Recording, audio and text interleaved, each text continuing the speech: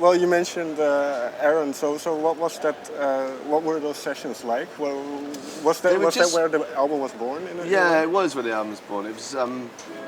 It was the beginning, certainly, and with him, we found exactly what we were looking for, which was that spirit of openness and experimentation.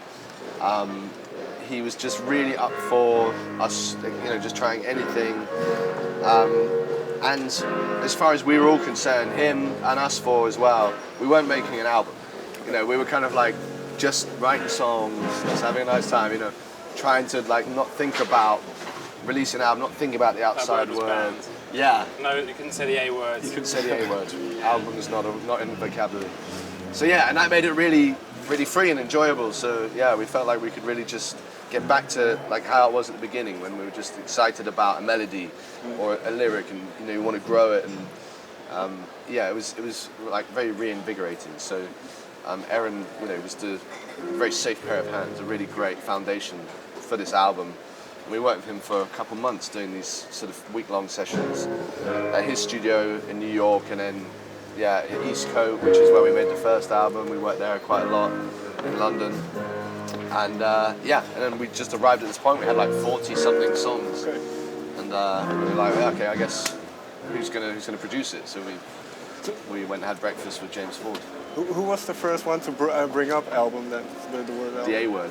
Yeah. I think it was collectively we realised that the volume of demos had kind of reached a point that we just found ourselves sitting around one day, and then naturally, I think actually we were sitting in a sushi restaurant with our manager Adam, and he was in New York, and we were catching up. I think by that point we had like 35 demos of songs, and it was a very open conversation. We were like, well, maybe we should just go and make an album now. And it was very relaxed. It's just important sometimes that you feel, and that we as a collective feel in control of our destiny. And that was a moment where we were like, let's intentionally go and make an album. We knew all along in the backs of our minds, without thinking about it, that people wanted another album. There was an expectation for another album.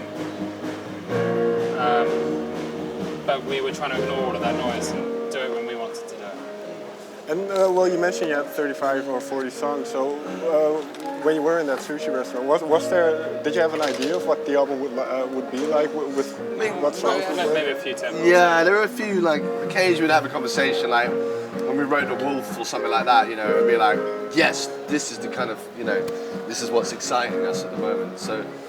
But it's really what a producer's for. I think a producer, you just make the work, and then when you get someone like James Ford to come in and they hear everything you've made, everything you've demoed up, and they can be like, yeah, I kind of see, get rid of this, and this is what, I reckon this is what we should do, and you have that conversation with them, and, it's a collaboration in that way. What are the arguments? Sometimes an argument with them. Yeah. It's a healthy conversation. Yeah.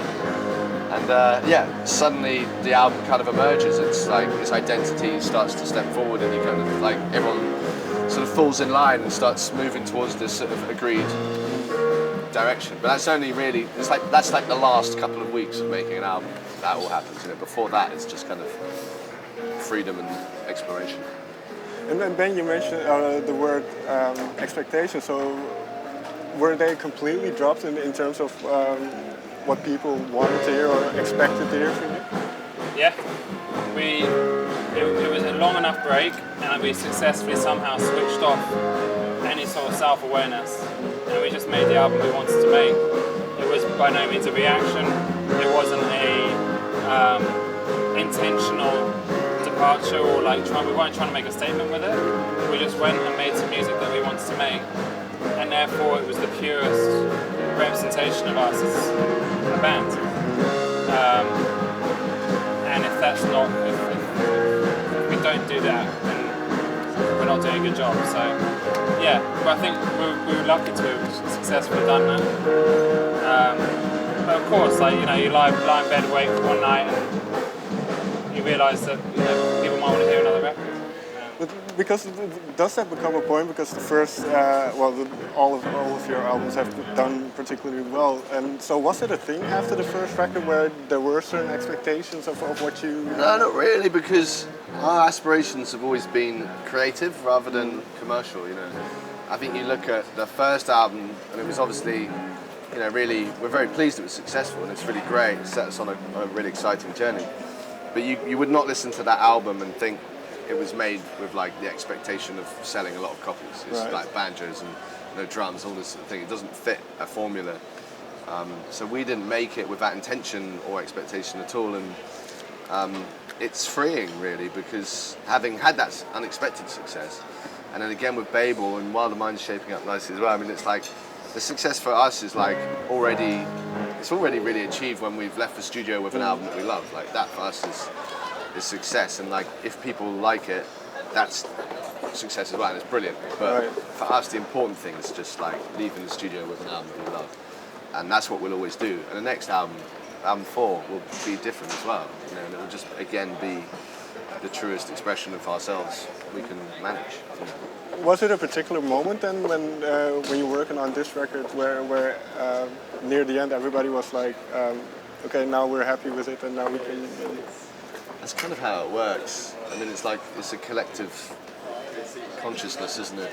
Yeah, I think it was during the process, obviously. I think we knew when we didn't have it, and there was a day for me, which I think I'd say it was a fair bit.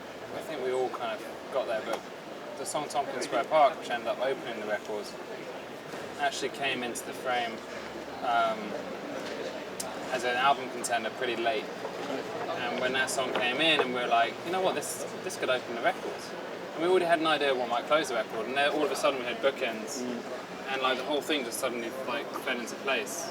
And that was towards, you know, the last month of the process. So yeah, I guess there was a moment.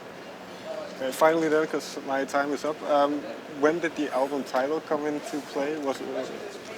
The album title, there's not really a story. You know, it's the same with the first two as well. Like we choose generally a track that we feel represents the album, which sort of sits centrally in the sort of sonic sphere that we've created. So there's no real meaning behind it outside of what the meaning that's held in the song. It's not a concept, you know. It's just What like, made you pick this particular song then? we just like talked about it. We just talked about pretty much every song. We're like, we could call it The Wolf. I was like, nah, it's kind of a cheesy name for now. Or we could call it Tompkins Square Park. We'd be like, well, it sounds like it's a New York album. So, well, it just felt right. It just felt good. All right. Thank you very much for your time. Thank you very much. Thank you. Cheers.